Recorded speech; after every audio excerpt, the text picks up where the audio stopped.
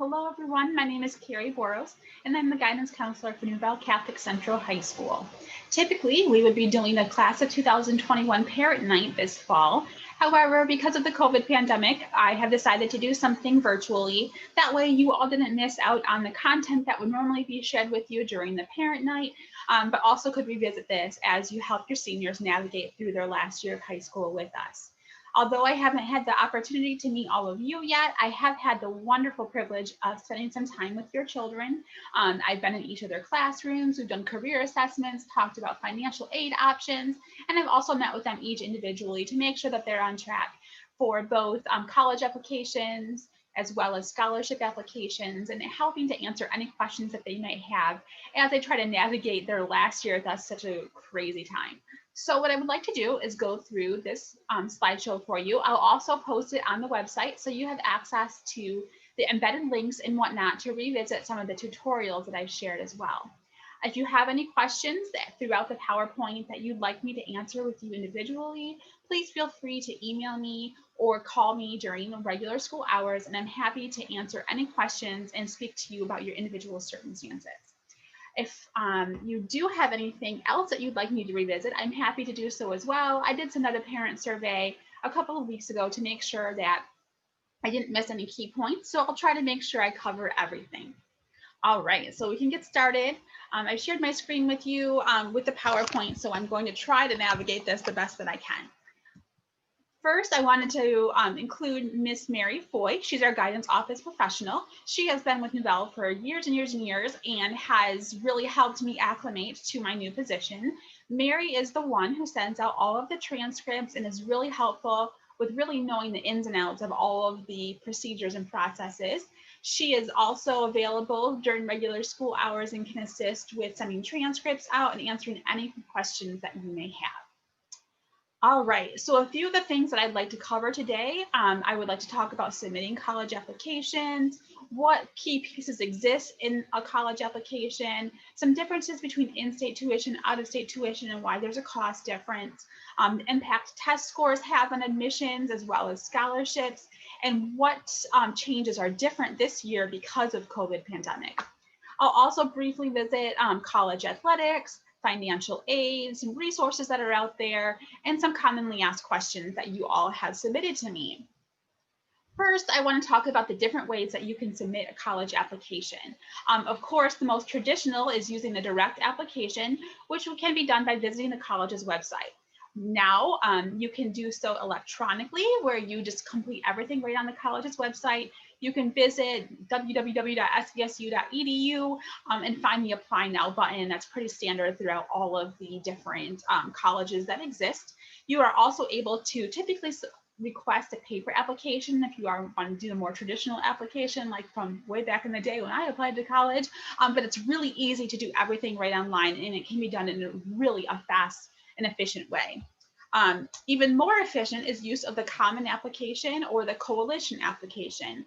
The common application is amazing. It has over 900 different colleges that you can apply using one application. With that, common app includes all of the specific information that all of those colleges and universities would require of you. So you are meeting all of the questions and answers that would be on each individual school's application, but you only need to enter it one time. I would really encourage all of the students to utilize this platform, as it just makes it so much easier for them, and they're not repeating the tedious work that goes into every college application. With the common application, you can go through the website and you can find a college, apply now, everything is all in one place. You just need to select the Start Your Application feature, and that will walk you through everything that you need to do. There's also several different ways that you can explore the colleges and find out what really is a great fit for you. The coalition application, I put a link in here as well, is very similar. However, it doesn't include very many Michigan colleges. However, it does have Michigan and Michigan of the direct application. As you can see by going to SVSU's website, you can navigate everything. Here is a little tutorial video to see how that works. Oops. We'll see if I can get technology to work for me. Here you go. You can see that you can go to the college website, by selecting SVSU, finding admissions, and then at the bottom you can see the Apply Now feature. And then you just select the undergraduate studies. If you have any information you'd like to include, which would be that they're a new student. And this is pretty straightforward. I have sat down with a few of the students to do so independently if the app is not on Common App. And then as you can see, you just verify your account or start a new application. And you would have to do this for each individual school if they're not included on the Common App or the Coalition application. For the Common application, you can see that, as I said before, there's over 900 colleges available using the Common App. It reduces the time that our students spend on applying to college. Most of their workloads are just so huge right now that I would hate for them to spend extra time duplicating information that they can do just once. And as I said before, this will incorporate all required essays and information that the colleges need within one application process. Here's a quick tutorial on the Common App. You can see that you go to visit the website and you can just hit create an account, find your student, and it will walk you through setting up an account. It's very easy. It doesn't cost anything. You will have to pay for any specific college application fees for each individual college, but you also have the opportunity to enter in free application codes if you do have them. The students are more well-versed with the technology than I am because I see it from a different viewpoint than the students do.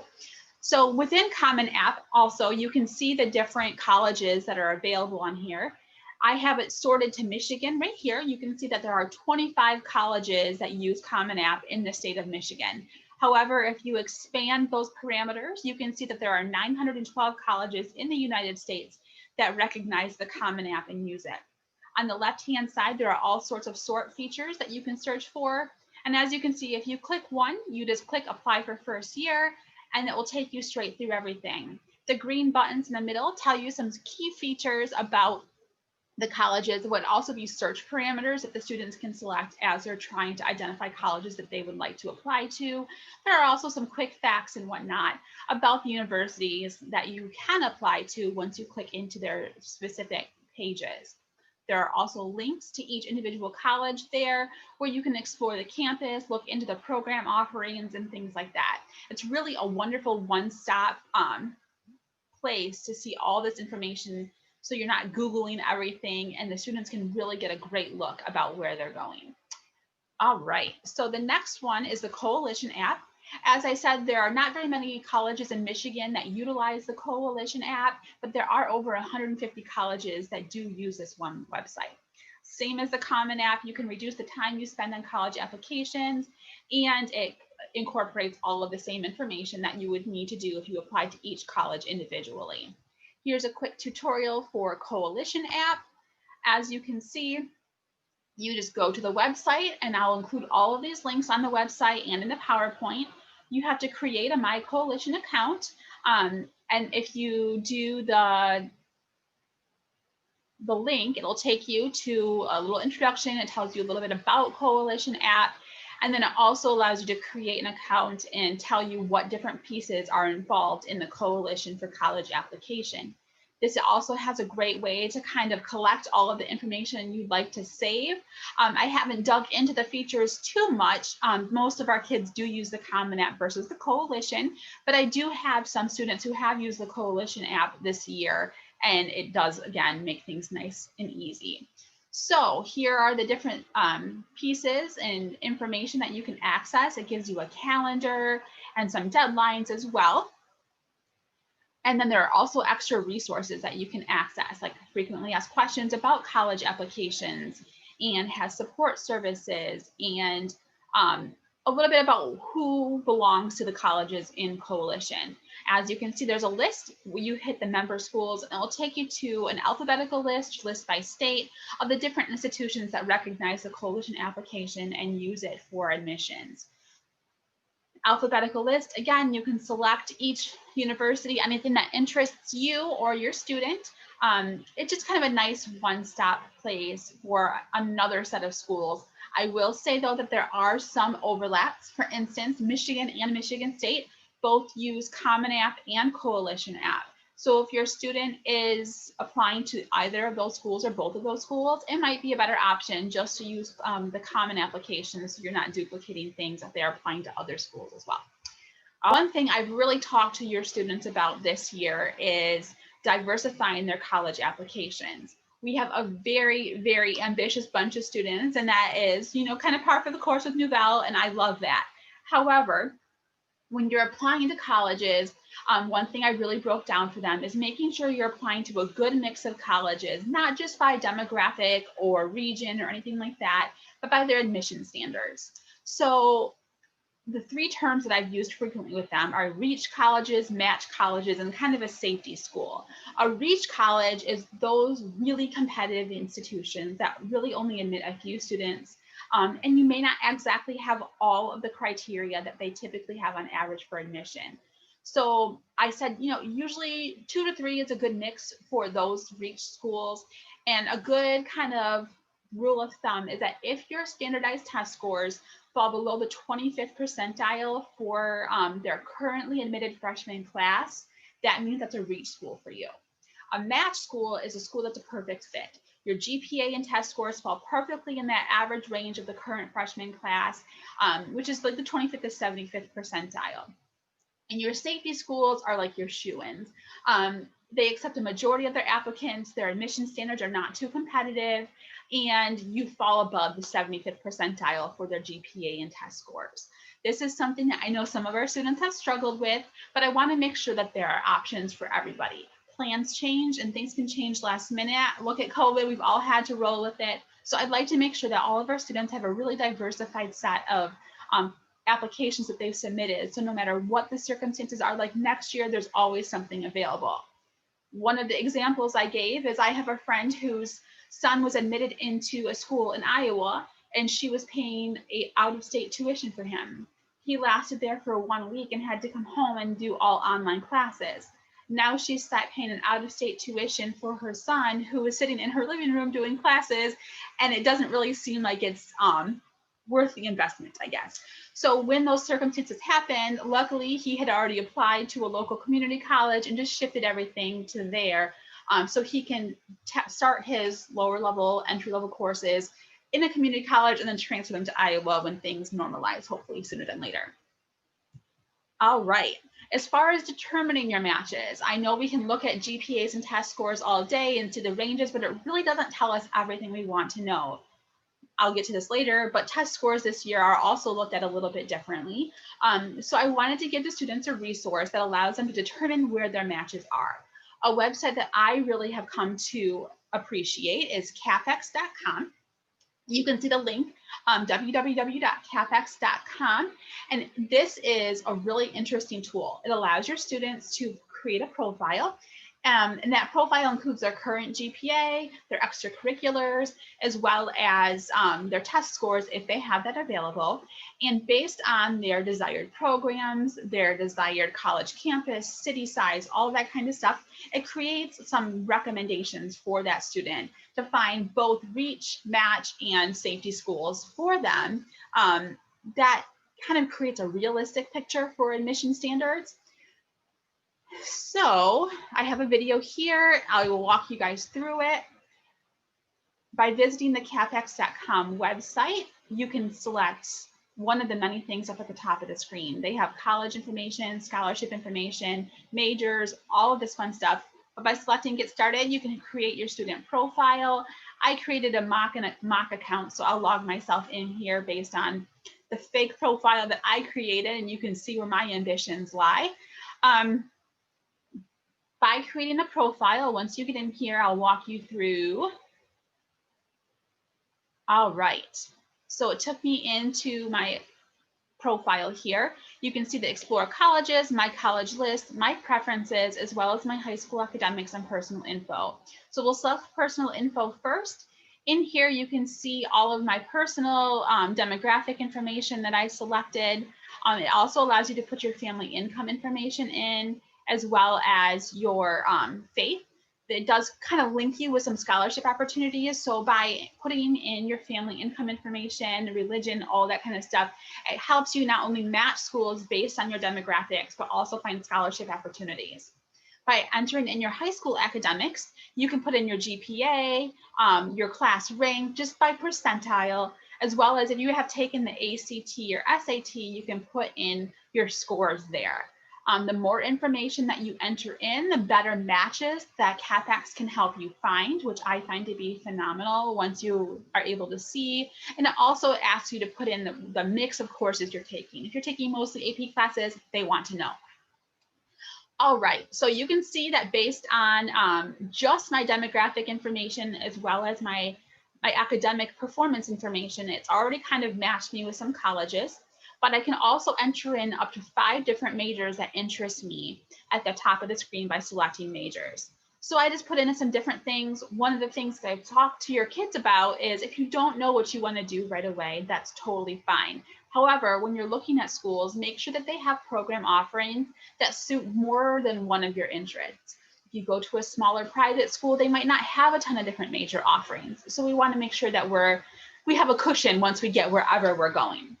All right, so you can also select your campus size, basic information. Is it a 4-year or 2-year institution? Do you want to go to public, private, whatever it is?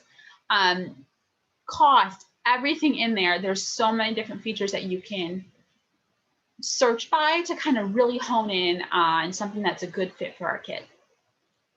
So once you see here, you see all of my potential fits based on my test scores, my GPA, all of that kind of stuff.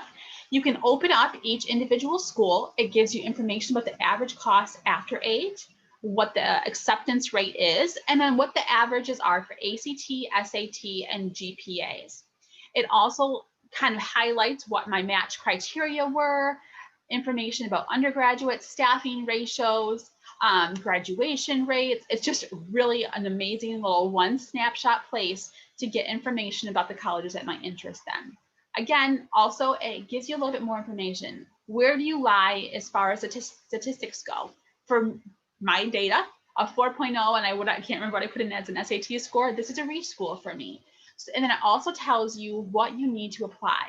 So do you need essay, high school transcripts, letters of recommendation, SAT scores? All of that information is required by U of M in order to apply.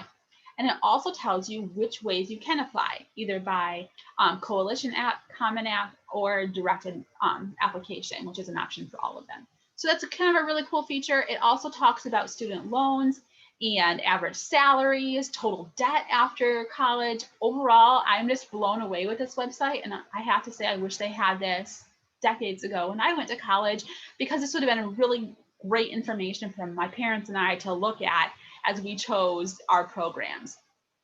So I would encourage you to create a profile with your student and then maybe do this together. It's kind of a cool way to really, really get a good glimpse of what different colleges look like, both as you enter and after you exit, so nobody's walking away with surprises.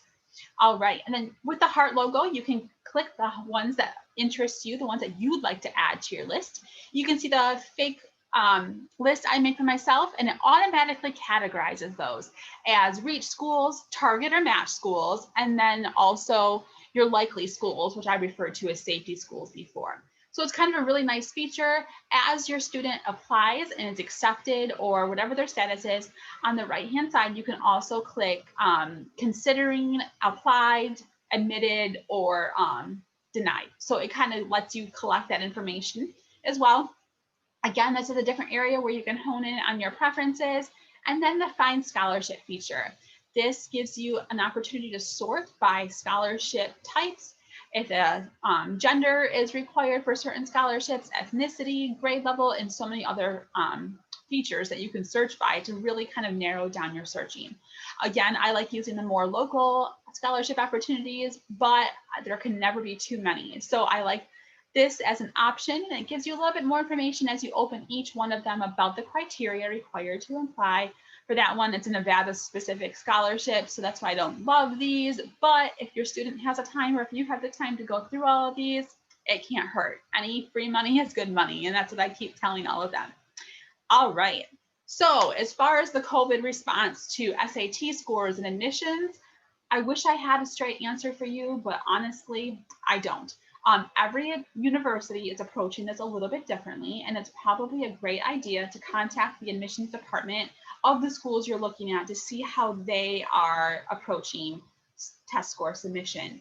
Many of the schools, particularly the ones I've spoken to, are not requiring the SAT score submission in order to be considered.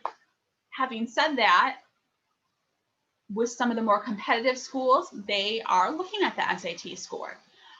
In addition, although for admission, it might not be considered, it is being a consideration for financial aid money, merit-based money and awards that the colleges can give you based on your score and GPA performance. I wish I had a straight answer. I'm sorry that was a little bit of a mumbling mess to say that I don't know everything. For Michigan colleges, there has been a great resource, and I emailed this out to all of you about a month and a half ago, but I would encourage you to look at all of this. And here we have a link to the Michigan COVID response guide. And if you open it up, you can see that there are a listing of every Michigan college and how they are approaching COVID. So you can see Adrian College, what their fall plan is, and are the standardized tests required for admission. You will see a lot of them are saying test optional. Then, more importantly, and this is where I would ask you to put your focus, is the standardized test required for scholarships? As you can see, many are saying not required, not required, but you'll see like under Calvin or Baker, it's not required, but it can help. And that's the overwhelming theme that I've been getting as I've kind of spoken to different admissions representatives throughout the country, is that it's not necessary, but it's helpful. So I would really, really encourage you to consider submission and contact each department individually. All right, as far as standardized test scores for the SAT, all of our seniors took the SAT in October, and each student could send 4 free test scores to whichever colleges they choose. However, if they would like to send their test scores out to additional schools, they have to pay for those. And this can be done by visiting collegereadiness.collegeboard.org. It costs $12 per score report that you order online, or $15 if you order them over the phone. If you need a rush order for trying to meet an admissions date or something like that, it's $31 per score report. I made sure all of the students knew this before they took the test. We did fill out all of that information before SAT day, so they had some time to think about that and make sure that they sent their scores to the schools that they really wanted it to go to. All right. Now we can talk about the components of a college application, as there are so many. So first of all, we have the application form itself, and then there can be fees associated with it. One thing I did notice is that many of the fees are waived this year for a lot of colleges, and they're extending a lot of their free codes for application. You will need a high school transcript. We take care of that on the end of the counseling department. I do want to point out, though, that it is a requirement of the student to inform us when they apply to a college, no matter how they do so. If they apply using Common App or they apply using just direct application or coalition app, the student needs to let us know what schools that they have applied to when they've successfully completed the application. Once they've completed the application, we will send a high school transcript out to that university. We do so by postal mail this year. So and there's so many ways that the student can do this. They can email myself or Ms. Foy. They can stop into the counseling office when we're not in virtual learning and let us know. And I've also created a Google form that they can submit as they move along. That way they can keep track of what they've told us they applied to. And I have a nice little spreadsheet at the end of it as well. Whatever works best for the student to inform us, that works for me. I am not picky about that. But if a student has not informed us that they've applied to certain schools, we don't know and we can't send anything out on their behalf. So their application may appear to be incomplete on the university's end solely because of a lack of communication. The students are all well aware of this. I've emailed them several times about that. I've spoke to them about that. And they have all the tools, but they might need a reminder once in a while too. So that is totally fine. In addition, test scores, like we just talked about, they had the opportunity to send 4 out as they completed the SAT, and then there are directions to do additional test score requests as well. They will also need letters of recommendations from many colleges. I gave all of the students a form to fill out to request letters of recommendation from their teachers, coaches, anybody that they know that would really speak on their behalf, so that they have a lot of information in front of them and aren't left scrambling trying to think about what they know about our kids. And sometimes we know different things than what the student acknowledges. And it's really a great tool to allow us to write really meaningful letters of recommendation.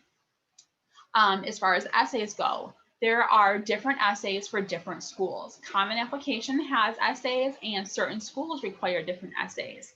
I have given the students different tools to explore to support their essay needs. Many of them had actually come to me and said, "Hey, Mrs. Boros, can you read this for me? I'd really like some feedback." And I'm happy to do that. I think I've done that for about 20 of the students so far, and I will do it for all of them if they would like to, just to have another set of eyes.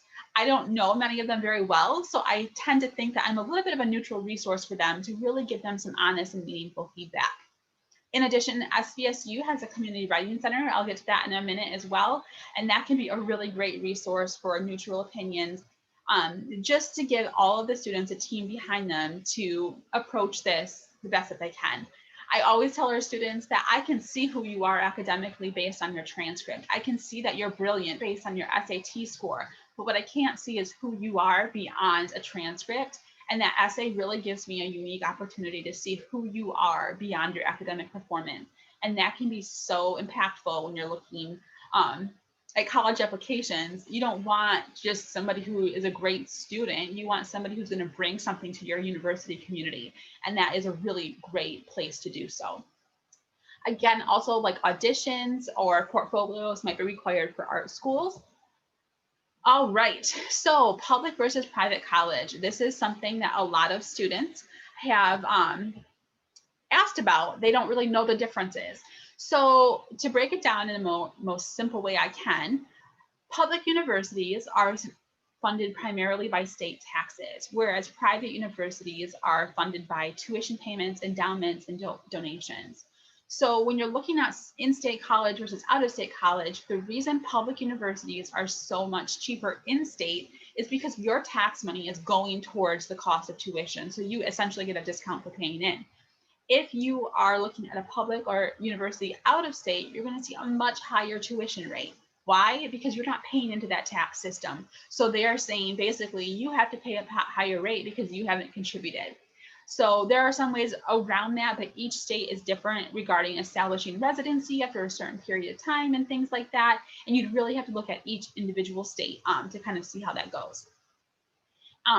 As far as sizes, public universities tend to be much larger than private universities, with a huge difference in population size when you look at different options. Class sizes, public universities are often much larger than private universities. One thing I tell our kids as a Nouvel grad is, our class sizes are so small. You're used to getting to know your teachers and peers so well in a class of 10 to 30 at the most. You could walk into Michigan State and have a lecture size with 200 kids in it, and you will never even meet everybody you have in your class. And that's such a foreign thing for our students to understand, but it's something to be aware of. Some people love it, some people hate it. There isn't a one size fits all for everybody. As far as program offerings and courses, many public universities offer a wider selection of courses, majors, and degrees. So if you change your mind, your likelihood of finding a different program at that school is much greater than at a smaller private college. Also, graduation rates are a little bit lower at four-year public universities versus private. Why is that? Many could guess that you're paying more tuition at a private university, so you're pushed to succeed a little bit more. One of the other things are also fewer distractions at private universities. There's often not Greek life, fewer athletic options, fewer social activities. So there's gives and takes for each one. And again, there's not a one size fits all. It really depends on what you and your student want to get out of college. Is it the experience? Is it the education? Everybody's wants and needs are so different. Some top public universities, University of Michigan, University of California, Berkeley, Georgia Institute of Technology. Private, MIT or Harvard, Princeton. Those are all well-known universities, and that honestly, I didn't know were public versus private until you start really digging through their websites. It's what I mentioned before, in-state versus out-of-state. In-state, taxpayers provide some funding for public colleges, so tuition can be more affordable. Colleges vary in cost, regardless of private or public, so you'll want to look at each individual institution. And then it's important to consider some local scholarship opportunities. Many in the Saginaw Community Foundation say, we want you to stay in Michigan. They want to keep their Michiganders here. So they want you to stay in state, and they will only give you some scholarship funds if you are attending a Michigan university. As far as out of state, since public colleges are funded by taxes, tuition can be higher for students from other states. And like I said, establishing residency varies by state, so you'll want to look into that individually. And according to College Board, the difference between in-state and out-of-state tuition for the 2018-2019 school year was about $15,000 on average. So that's kind of a big chunk, especially when you're looking at, over 4 years. All right, so when you're considering the cost of colleges, there are some resources for you. One website I like to look at is the collegecost.ed.gov, and I'll take you through a short tutorial here about that. All right, by visiting the website, you can look at the different options that this website has for you. You can look at a college scorecard. By finding apprenticeships, you can look into career opportunities. You can even start your FAFSA. There are tools built into this website. So by going to the search or the show me options, you can search by schools by you, acceptance rates, things like that.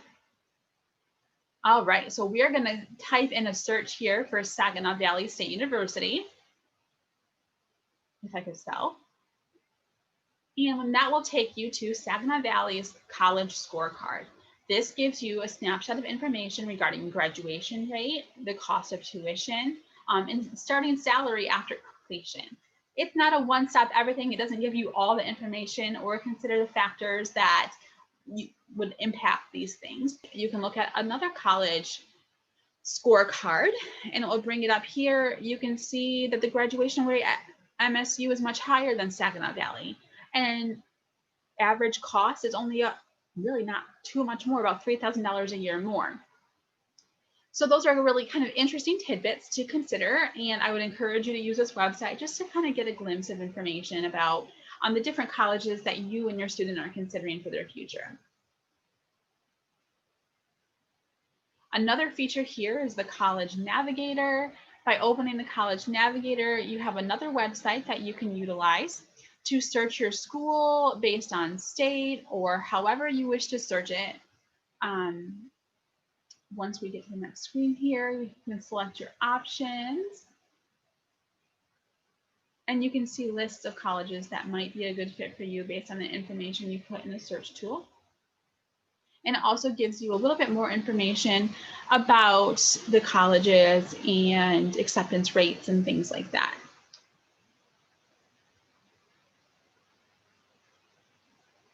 I know tuition is a big one for parents, so you can kind of get a broken down assessment of undergraduate taxes, fees, room and board, meal plans, all of those things all in one place instead of trying to navigate your way through each university's website, which can be really challenging and super time consuming. This feature allows you to look at schools that have 90% revenue from financial aid.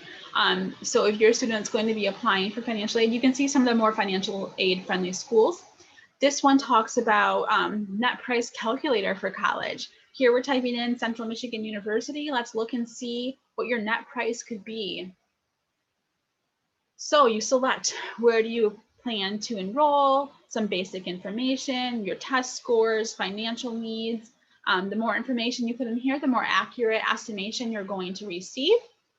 You can see the cost of tuition, your estimated housing and meal cost, your books and supplies, any fees that you might have, and then also what you would qualify for based on your award information. So you can see here that the merit scholarship is an option for this person, and then what your remaining balance would be. So this is kind of a really cool cost estimation that you can break down what it's really going to look like for you and your student as they navigate through the admissions process and make a good choice about school. They're all different features here. I'll let you explore those things at your leisure. But it does give you different information, different college affordability and transparency. You can look at different universities, different programs, how much they cost. Is the investment going to be worth what I get in the end? So I think it's kind of a nice little feature. You can see how fast tuition rates are rising at different institutions. It's really a nice, awesome feature. All right.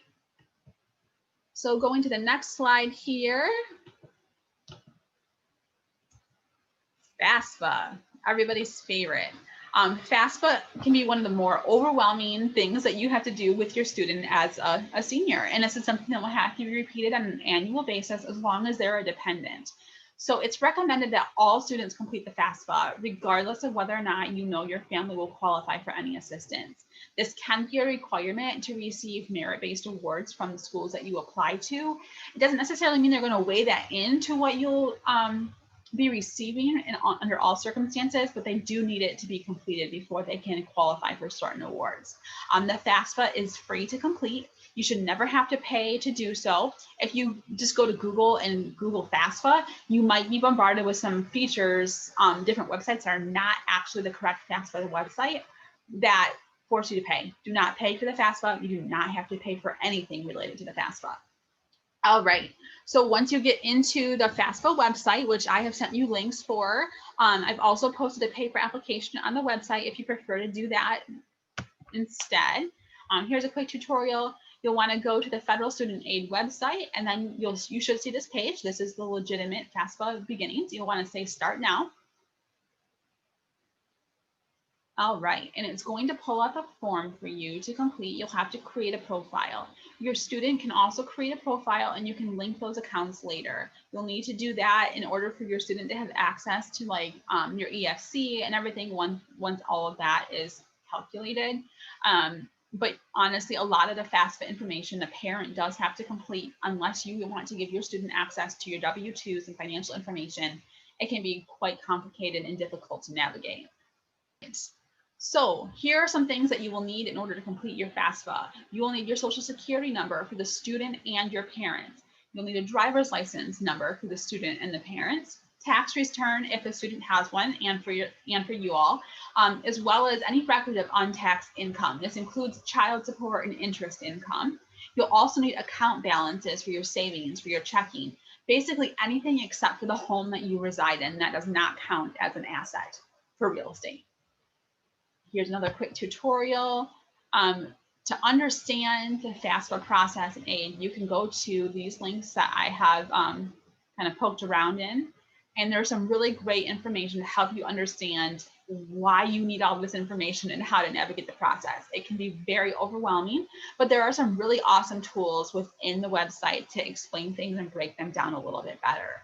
And then you can apply right up here, FAFSA application. And there's also some really great tutorials on here as well that walk you through step-by-step, line by line. If you find the videos, there are some awesome ones. And then here's your little checklist. A lot of the things I've outlined for you already. And there are some documents like a planning tool where you could write down all the information for your student and have them actually navigate the process by giving them all the information that they're going to need. So I'd encourage you to poke around on the website a little bit before you get started, and you might find some helpful resources and tools.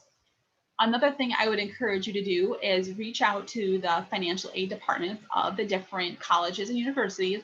They can be incredibly helpful in helping you navigate FAFSA. They are way more versed than any of us could possibly be, or I ever want to be, in the FAFSA navigation process. So I would encourage that as a great tool and resource for you. All right. This talks a little bit more about creating a FAFSA ID. You will need to retain that year by year. And then here's the worksheet that I was talking about, the FAFSA worksheet that allows you to really plug in all the information you're going to need. So when you actually get into the meat and potatoes of it, you have everything right in front of you. This is a little picture that helps you navigate the FAFSA process. This flyer is on the senior resource page of the guidance, so you can kind of see what to expect, what comes in after the FAFSA is completed. This is where everybody gets really confused as if the process wasn't confusing enough. You can go to the FAFSA.gov website and log in. you will see a status option. It will say processing, processed successfully, missing signatures, or an action required.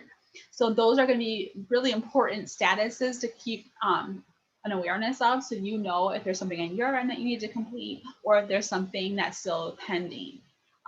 After you've completed it and it has processed successfully, which takes 3 days to 3 weeks after processing, I know that's a huge range. This report does not tell you how much aid you will receive. So you also maybe need to correct mistakes or verify the information. It doesn't mean you did anything wrong. It just means that they might have some more questions. So the amount of aid that you will receive is calculated by individual institutions.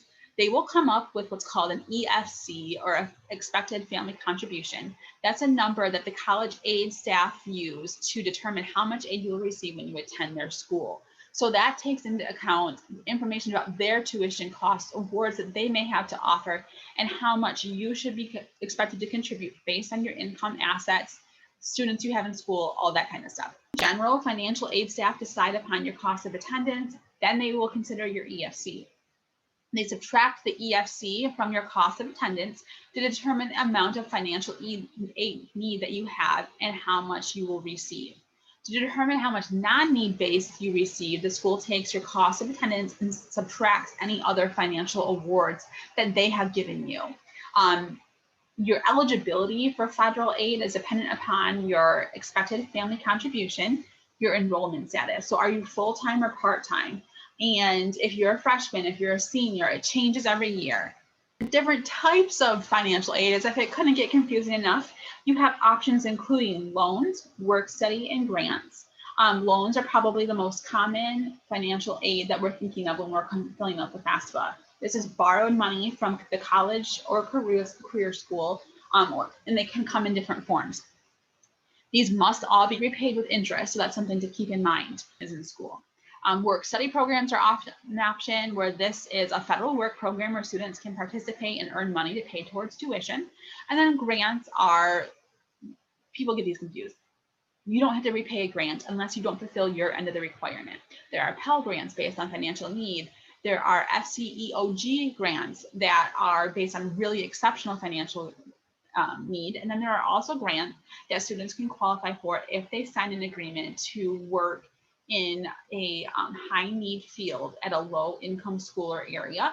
I have friends who have done this for teaching as well as like social work type jobs, where they agree to go work in an area that may not be very desirable for a certain period of time. And then a grant is applied for and provided where they get a big chunk of money off of their student loans, where it's no longer their responsibility.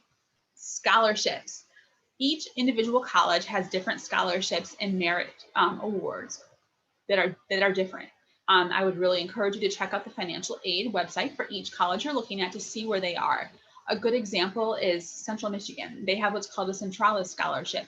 If you have a certain GPA and test score for your SAT, you can compete in a competition for significant amount of money. I want to say it's about $100,000 over the course of 4 years, which includes anything from room and board to study abroad opportunities. So it's important to look at each school and not leave yourself in the dark and assume that money is just going to land on your doorstep. Most schools offer a list of available awards and scholarships right on their website, and some require supplemental application and materials. There are also a slew of opportunities locally to us. One of my favorite that just opened up November 1st is the Saginaw Community Foundation. They have a huge selection of scholarship opportunities available. Each have different requirements, but you can start the application online and start to dig through all of those. I did create a spreadsheet that I put on our website that allows students to have a quick glance and see what they might qualify for based on the basic criteria for each scholarship. The Jolt Credit Union also offers the Monsignor Forbes Scholarship. This used to be Catholic Federals, and they've carried it on. Last year, I thought this was very interesting. They were able to offer a scholarship opportunity to every single applicant based on the funding that they had available. So it's very cool. The Catholic Diocese, I posted this link, and it's also included in the spreadsheet that I posted. They have a number of scholarships, and many of them are limited to Nouvel students or practicing Catholics. That leaves a smaller pool of applicants, so I'd encourage you to have your students look at those and apply. And then if you just follow the Nouvel guidance website or in our announcements, we try to put as much in there as possible as things become available. So keep an eye on those and keep out for your emails. I'm sorry if I'm overwhelming you with all of the emails I keep sending all of you. One thing to be really aware of, scholarship applications all have these crazy varying deadlines. Things like Academic Community Foundation, they all close at once. That's great. But there's a lot of individual scholarships that open and close, and it's a lot to keep track of. I've encouraged all of our students to keep a calendar of these things so that way they're not losing out on opportunities that just by mistake they could forget about. And another piece of that is a lot of these scholarship opportunities require things that the student can't control timing on. For instance, if they need to have a letter of recommendation or transcript sent out, make sure you're giving your recommenders enough time to complete that information and send out the transcripts. One thing I like to tell our students is, do you want, if I had told you tomorrow that a paper was due and you needed it done in the next 12 hours, how good is that paper going to be? Versus if you tell me 2 weeks in advance that you have this paper that's due. You're going to have more time to think about it. You're going to have a higher quality. And what I write about you in a recommendation letter, you want it to be meaningful and not just generic and copied and pasted in on features that I've used for somebody last year. So giving somebody time is super important.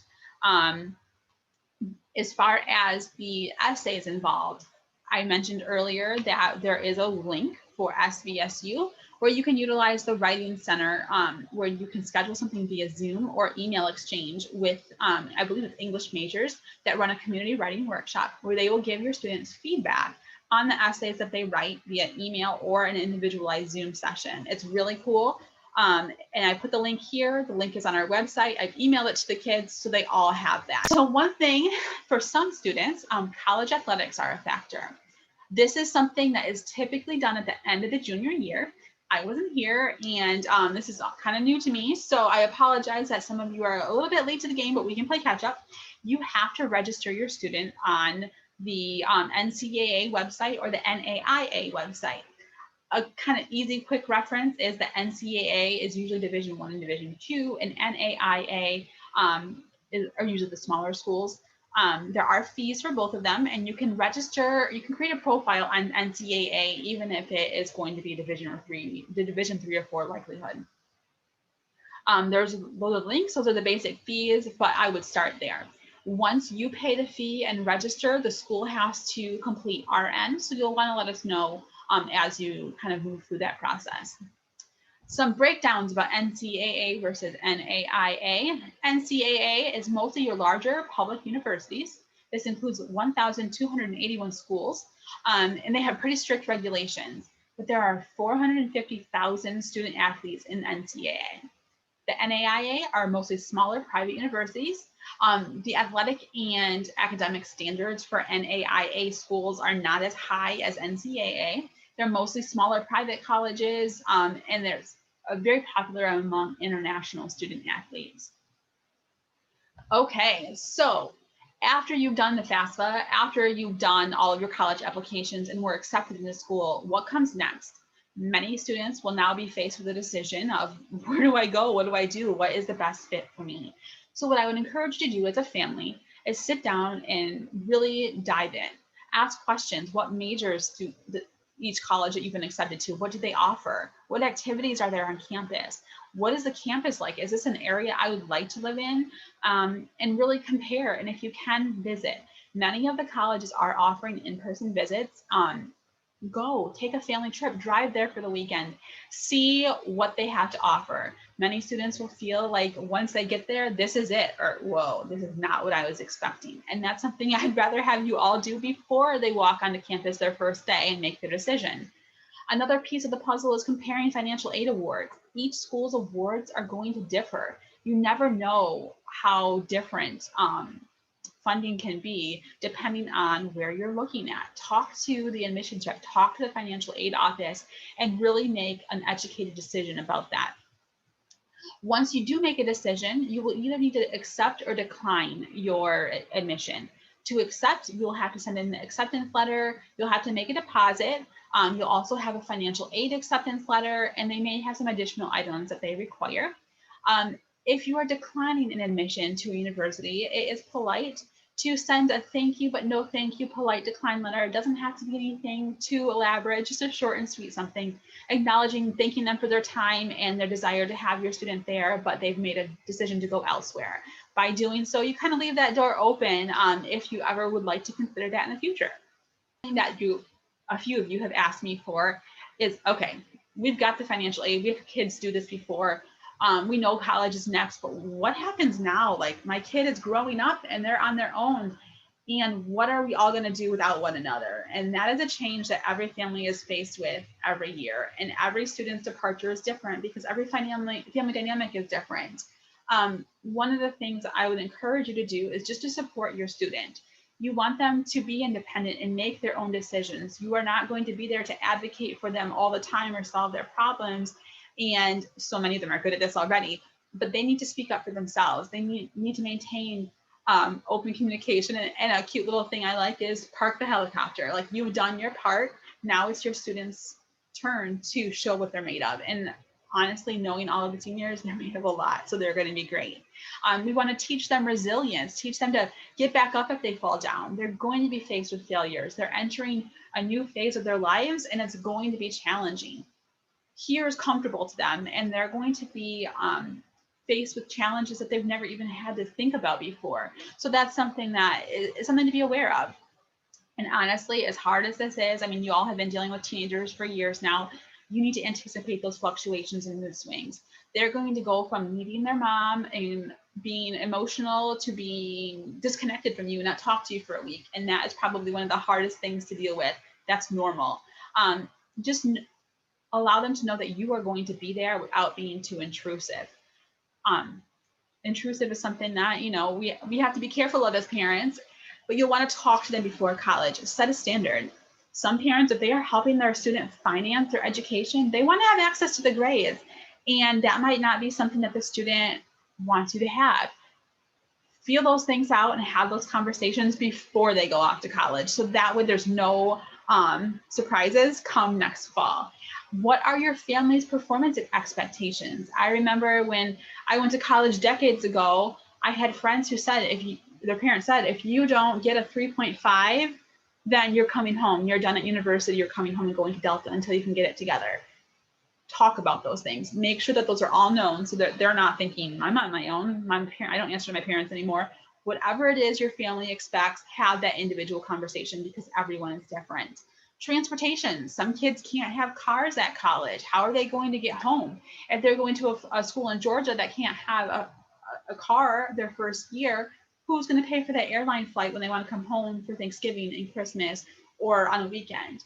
How often are we going to visit? Set those guidelines and have those conversations early. Expenses. I would have that conversation. Is a student expected to get a job? Do you expect them to pay for their own, food or groceries or cleaning supplies, or are you covering that cost? Some students will have to take out student loans for the cost of living and things like that, and that's something to be aware of. And then Greek life, are you okay with that? Some parents encourage it. Some parents say absolutely not. Our kids are going to be 18. They don't necessarily need permission slips to join these things anymore. So just having a really open conversation about what you expect, what your student expects, and can we kind of come to a compromise before next August. And then for you all are going to need to help yourselves a little bit too. It's not just about the students. Parents can lose their identity as their students move away, and something that consumed you from running around from practices to games, or having somebody else to take care of and a mouth to feed can be life-changing for you as well. Have a nice balance. Find a communication pattern that works for you. Make sure you schedule visits, but don't surprise them because they won't like that. That will just create some tension. And know that you are a source of support for that student. Even though they may not live in your home anymore, you're still there for them. You're still their parents. And just knowing that they can come to you at any time is such an important piece. And I feel like accepting that your emotions are real, but keeping them in check. We can all break down, right? and you're going to be upset. You're going to wish you could do things for your kids. But as your kids grow into adults, they will have to learn to do things for themselves as well. So we want to make sure that we're all on the same team.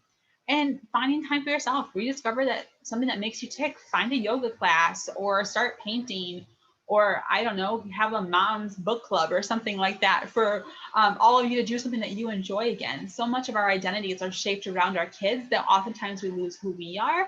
And as a mom, I can say that, but it's so far out for me. My kids are little, but finding something that makes you you again, go for it. Some other helpful resources, I included these throughout the PowerPoint. You have CAPEX, you have FAFSA and College Board, and then also the Nouvel guidance page. One website that I've used a lot with your kids is the My Next Move website. Here you can do career interest inventories, explore career paths, and find schools all in one place that support the academic program that your students are interested in. So I would encourage you to check it out so you can see what they've been doing. All of them know how to navigate these resources because I have been working with them all, both as a group and individually with them. So I would really encourage you to ask them about what they saw when they got their scores. It's kind of a cool feature.